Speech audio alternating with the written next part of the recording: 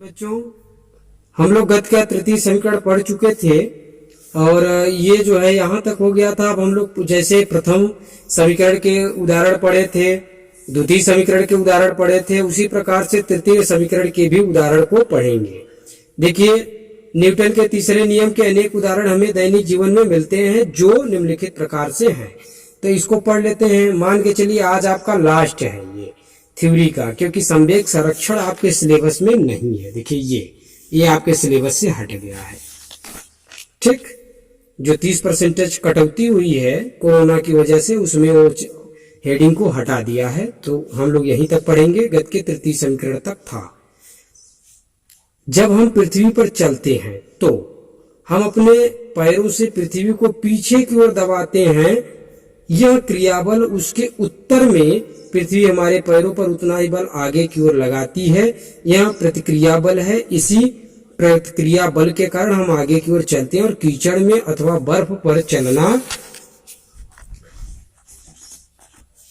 कठिन होता है, क्योंकि कम घर्षण के कारण हम पीछे की ओर आवश्यक क्रियाबल नहीं लगा पाते। अतः हमें आगे की ओर चलने के लिए आवश्यक प्रतिक्रिया बल नहीं मिल पाता।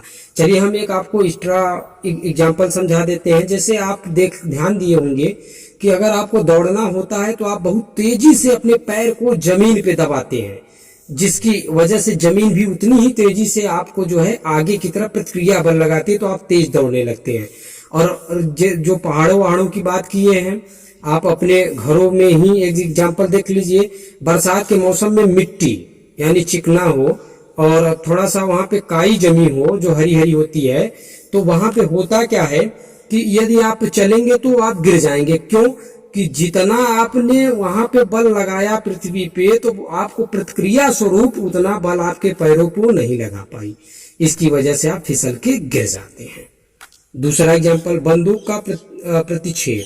जब एक बंदूक से गोली छोड़ी जाती है तो बंदूक पीछे की ओर प्रतिक्षिप्त होती है। इसका कारण यह है कि बंदूक गोली पर आगे की ओर क्रिया बल लगाती है। इसके उत्तर में गोली बंदूक पर उतना ही प्रतिक्रिया बल विपरीत दिशा में लगाती है, जिससे बंदूक पीछे की ओर प्रतिक्षिप्त हो जाती है। अतः बंदूक छोड़ने वाले व्यक्ति को पीछे की ओर झटका लगता है। हल्की बंदूक का पीछे की ओर वेग अधिक होता है, अतः हल्की बंदूक से अधिक झटका लगता है। इसी कारण जब एक तोप से गोला छोड़ा जाता है तो तोप पीछे की ओर प्रतिक्षिप्त होती है। जैसे आप देखेंगे किसी को बंदूक चलाते वक्त, तो आपने ध्यान दिया होगा कि बंदूक जब उसमें से गोली निकलती है तो जितनी स्पीड से गोली आगे निकलेगी उतनी स्पीड से बंदूक के पीछे झटका देता है। तो ये हुआ क्रिया प्रतिक्रिया का बल नियम। नाव से किनारे पर कूदना। देखिए, जब कोई व्यक्ति नाव से नदी के किनारे पर कूदता है तो अपने पैरों से नाव को पीछे की ओर धकेलता है। यह क्रिया बल है। इसकी प्रतिक्रिया फलस्वरूप नाव व्यक्ति की पर आगे की ओर बल लगाती है, जिससे व्यक्ति किनारे पर कूद जाता है। क्रिया बल के कारण नाव थोड़ा सा पीछे की ओर हट जाता है। देखिए, जब आप अपने पैर से नाव पे बल लगाएंगे तो होता क्या है कि नाव जो है उतना ही बल से आपको आगे लगाएगा। तो नाव का जो भार होता है वो आपके भार से अधिक होता है, तो थोड़ा सा पीछे जाएगा और आप बहुत ज्यादा आगे चले जाते हो। तो ये हुआ क्रिया प्रतिक्रिया का बल।